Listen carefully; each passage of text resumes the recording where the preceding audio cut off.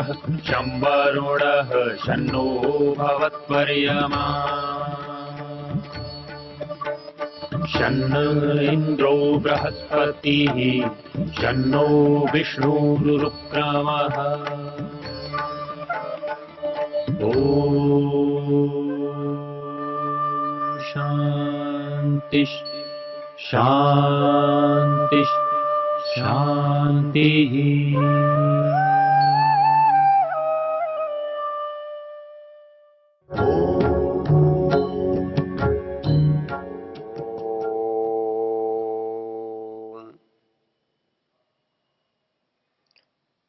यह चर्चा यजुर्वेद के 31वें अध्याय पुरुषाध्याय की है। जिस मंत्र पर हम आज चर्चा करेंगे वो बहुत ही भिन्न भिन्न विचारों का प्रतिनिधित्व करता है। मंत्र को पढ़ने वाले इन शब्दों से अपने अपने अर्थ निकालते हैं। विशेष रूप से जब कोई वस्तु सामने न हो तो ये स्वतंत्रता हमको मिल जाती है कि हम उसको कैसा माने, क्योंकि वहां उसकी मान्यता वस्तु पर निर्भर नहीं करती, वहां मान्यता हमारी इच्छा पर निर्भर करती है, हमारे विचार पर निर्भर करती है। ऐसी ही परिस्थिति आप इस मंत्र में देखेंगे।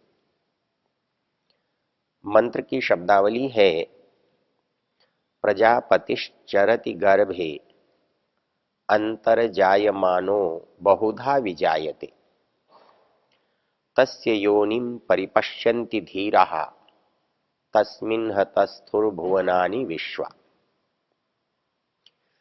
इसमें जो सबसे विवाद का या एक दूसरे के पक्ष विपक्ष को बनाने वाला जो पद है वह है अजायमानः बहुधा विजायते।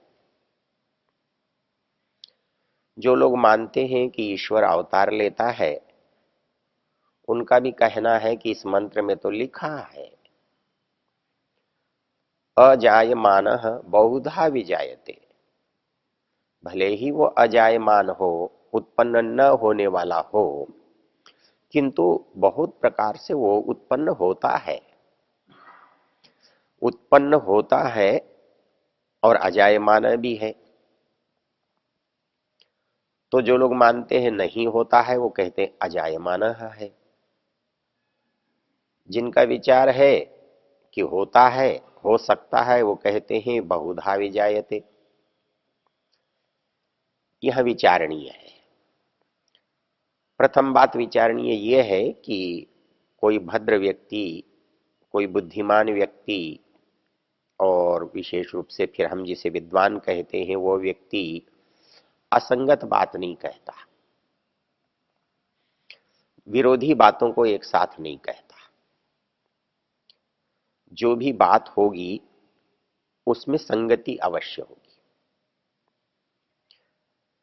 वेद के लिए कहा जाता है बुद्धि पूर्वा वाक्य कृतिर्वेदे। वेद में जो कुछ कहा गया है वो बहुत ही बुद्धिमत्ता पूर्ण है। सामान्य व्यक्ति भी असंगत बात नहीं करता, तो फिर वेद में असंगत बात है ऐसा कहना वेद की मान्यता और वेद के सिद्धांत के विरुद्ध होगा। तो जब कहीं विरोध प्रतीत होता है और किसी बुद्धिमान के द्वारा कहा गया वाक्य है तो हमें उसकी संगति लगानी पड़ती है, उसमें समन्वय खोजना पड़ता है। वो विरोध दिखाई देने पर भी वास्तविकता में विरोध नहीं है। ये बात हर बुद्धिमान व्यक्ति के वक्तव्य में होती है। एक वेद सम्मेलन के संदर्भ में एक व्यक्ति ने बहुत सारे विचार रखे, जैसे आजकल के आधुनिक तथाकथित पढ़े लिखे रखते हैं। वेद में साकार उपासना भी है, वेद में निराकार उपासना भी मिलती है, वेद में एकेश्वरवाद भी देखा जाता है, वेद में बहुदेवतावाद की भी चर्चा है। जब वो विद्वान इस बात को कह रहे थे तो मैंने उनसे एक निवेदन किया कि वेद में एक वाक्यता गुण भी है या नहीं है। ये एक वाक्यता गुण क्या होता है? एक वाक्यता गुण ये होता है जब एक आदमी किसी बात को कहता है, वो चाहे कितने भी वाक्यों में कहे, उनमें एकता होती है, वो विरोधी नहीं हुआ करते, असंगत नहीं होते। यदि असंगत होते हैं तो लोग ऐसे को मूर्ख कहते हैं, पागल कहते हैं। तो वेद में असंगत बातें हैं ऐसा सोचा नहीं जा सकता, क्योंकि वो एक बुद्धिमत्ता पूर्ण रचना है। तो ऐसे ही यहां अजायते और बहुधा विजायते दो विरोधी बातें नहीं है, अवश्य ही दोनों बातें एक ही है। ये दोनों बातें एक कैसे हो सकती हैं, इस पर आप विचार करें, इस पर हम चिंतन करें तो हमें लगेगा कि हाँ, इसमें कुछ भी असंगत नहीं दिखाई देता। असंगत कैसे नहीं दिखाई देता? शब्द तो संगत दिखाई नहीं दे रहे हैं। तो मैंने आपसे निवेदन किया कि हम जिसकी चर्चा कर रहे हैं उसका एक नाम है प्रजापति। एक है प्रजा और एक है पति। प्रजा उत्पन्न होने वाले को कहते हैं और प्रजापति उत्पन्न हुए हुओं के स्वामी को कहते हैं। प्रजा उत्पन्न हुई है ये बात स्पष्ट है, लेकिन प्रजापति के उत्पन्न होने की आवश्यकता है ऐसा संगत नहीं है। तो ऐसी स्थिति में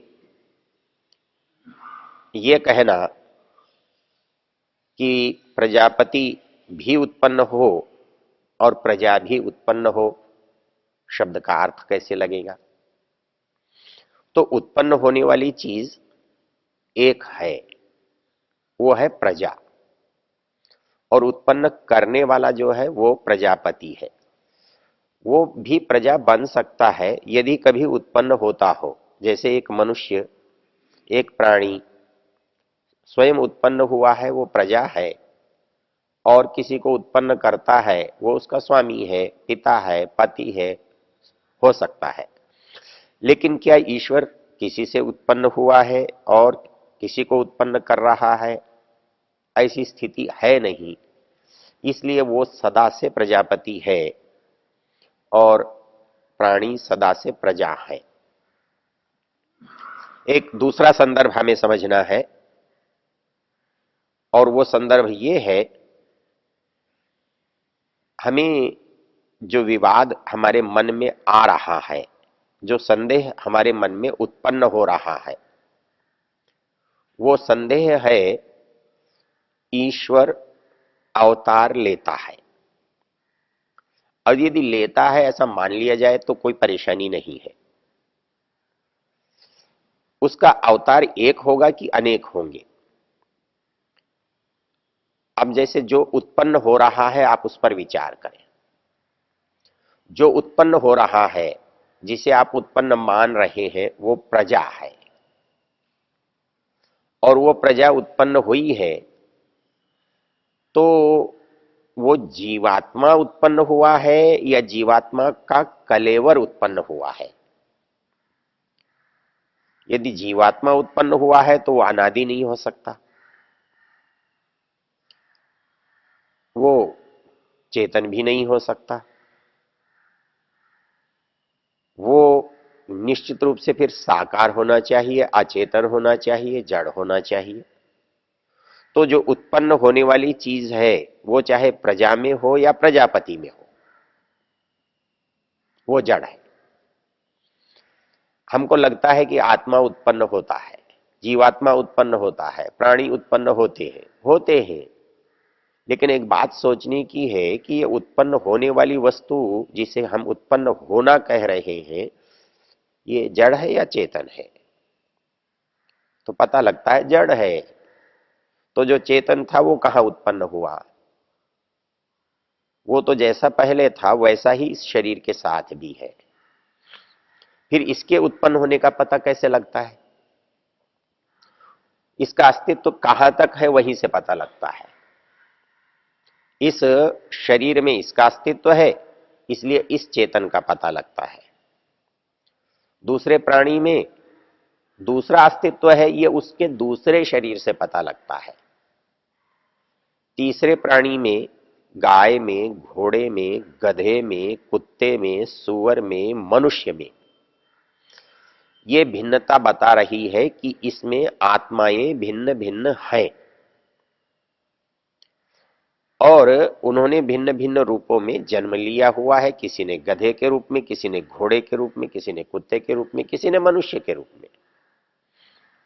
ये प्रजा है। अब ये इनके साथ बहुधा विजायते शब्द का उपयोग हो सकता है क्या? बहुधा तब होता है जब वस्तु तो एक हो और प्रकार अनेक हो। ये जीवात्मा एक है और एक शरीर के साथ है, तो ये जायते तो है लेकिन बहुधा जायते तो नहीं है। हम इसे कह सकते थे कि बहुधा विजायते, लेकिन ये तो एक है, एक के साथ उत्पन्न हुआ है, दूसरा उसके साथ उत्पन्न हुआ है।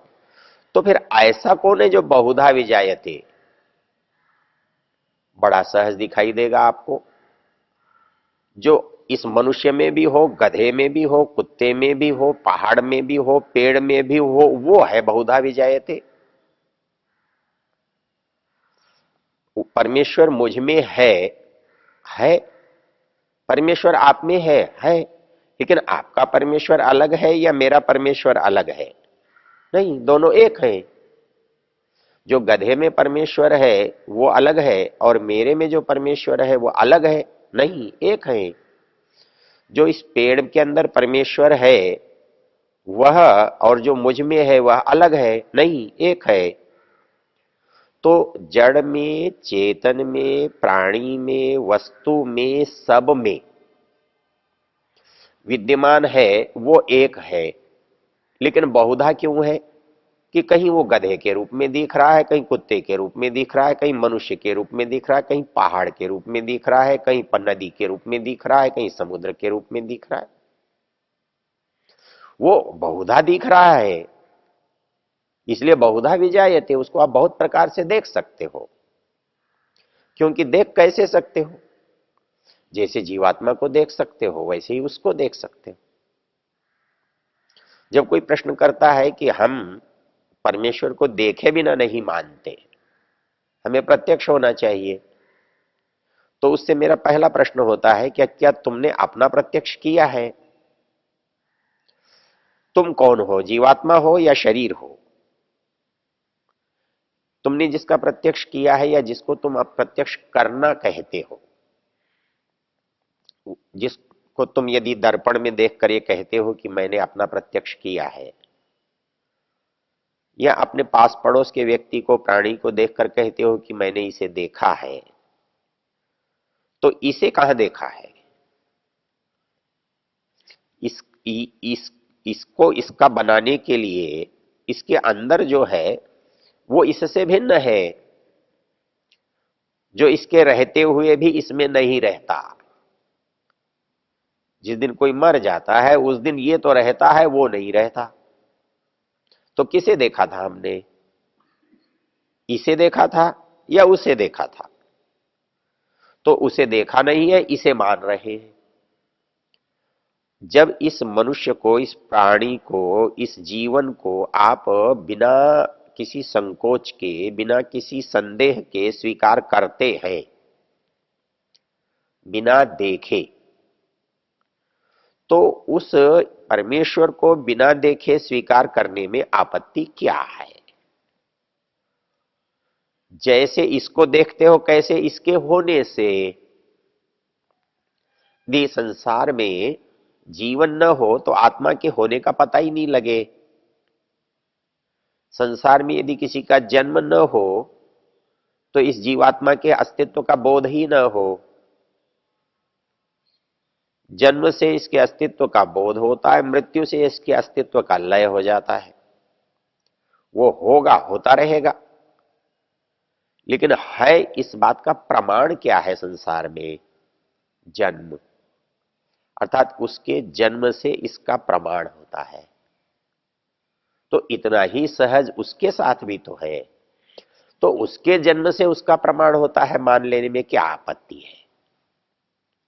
जैसे हम हैं चेतन, हम हैं निराकार, हम अजन्मा भी हैं, लेकिन हम जन्म वाले भी हैं। और उस अजन्म का पता किससे लगा? जन्म से, अस्तित्व से, शरीर से।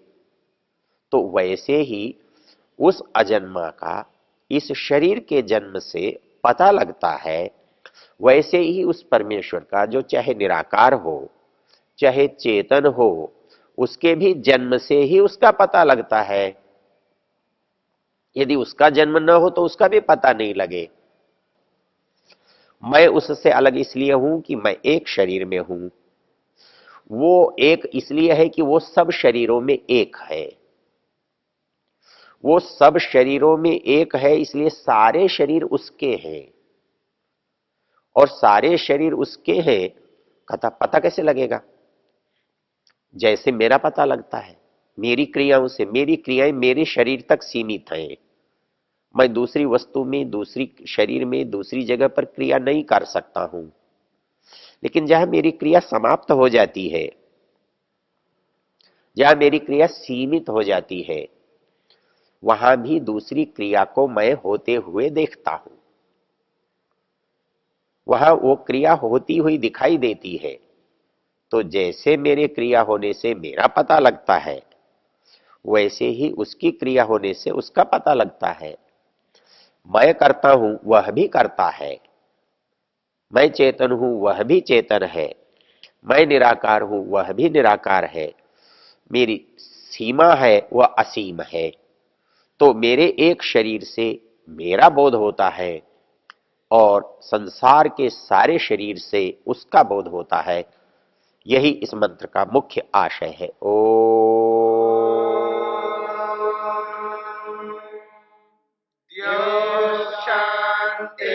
शांतिरंतरिक्षं शांति पृथिवी शांतिरापः शांतिरोषधयः शांतिः वनस्पतयः शांतिर्विश्वे देवा शांतिर्ब्रह्म शांति सर्वं शांति शांतिरेव शांति क्षमा शांतिरेधि।